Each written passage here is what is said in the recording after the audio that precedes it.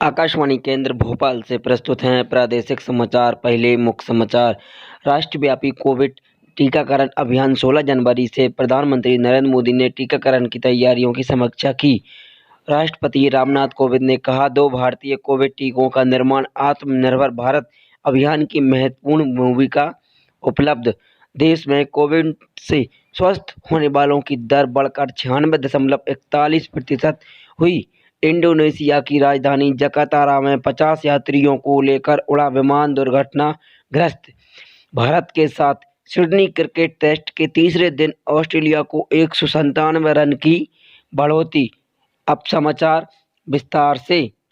राष्ट्रव्यापी कोविड-19 टीकाकरण अभियान 16 जनवरी से प्रधानमंत्री नरेंद्र मोदी ने टीकाकरण की तैयारी की समीक्षा की।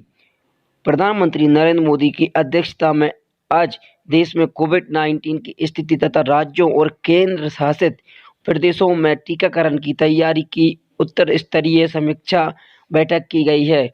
बैठक में मंत्रिमंडल सचिव, प्रधानमंत्री के प्रधान सचिव, स्वास्थ्य सचिव और संबंधित वरिष्ठ अधिकारियों ने हिस्सा लिया।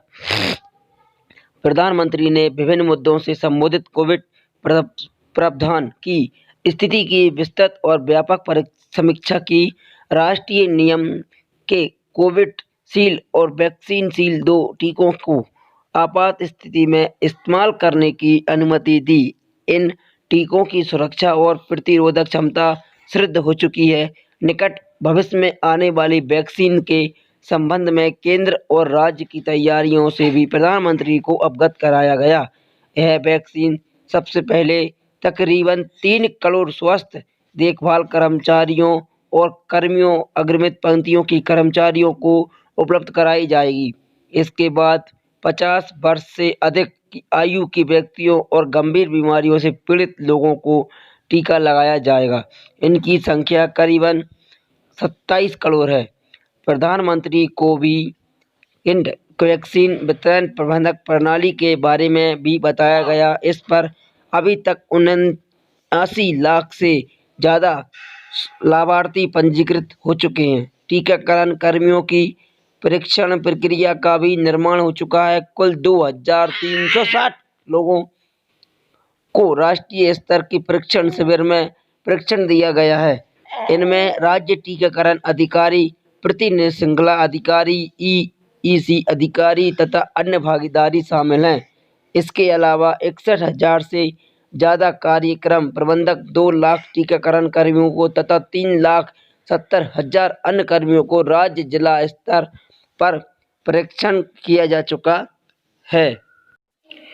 राष्ट्रपति रामनाथ कोविंद ने कहा कि 2 वैक्सीन कोविड-19 विकसित करने में भारतीय वैज्ञानिकों और तकनीकविदों की सफलता आत्मनिर्भर भारत अभियान की एक प्रमुख उपलब्धियां हैं और यह वैश्विक स्वास्थ्य देखभाल की भावना से प्रेरित है। राष्ट्रपति ने कहा कि देश में के आत्मनिर्भर भारत अभियान के 5 प्रमुख स्तंभ अर्थव्यवस्था, बुनियादी ढांचा, जनसंख्या की लोकतंत्र और आपूर्ति श्रृंखला है। उन्होंने कहा कि आत्मनिर्भर भारत का तात्पर्य स्वास्थ्य के मित्र प्रबंधक या देश को बंद करना नहीं, बल्कि यह आत्मनिर्भरता की ओर बढ़ने का आत्मविश्वास है। राष्ट्रपति रामनाथ कोविंद ने आज प्रवासी भारतीय दिवस सम्मेलन में 2021 के समापन सत्र में बोल रहे थे।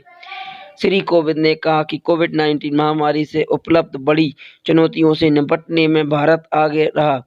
उन्होंने कहा कि भारत के तकरीबन 150 देशों को संबंधित दवाइयां की आपूर्ति की है। पूरी दुनिया भारत को विश्वास की फॉर्मेलिटी के तौर पर देख रही है। उन्होंने कहा कि कोविड-19 महामारी ने यात्रा में बहुत व्यवधान पैदा किए हैं।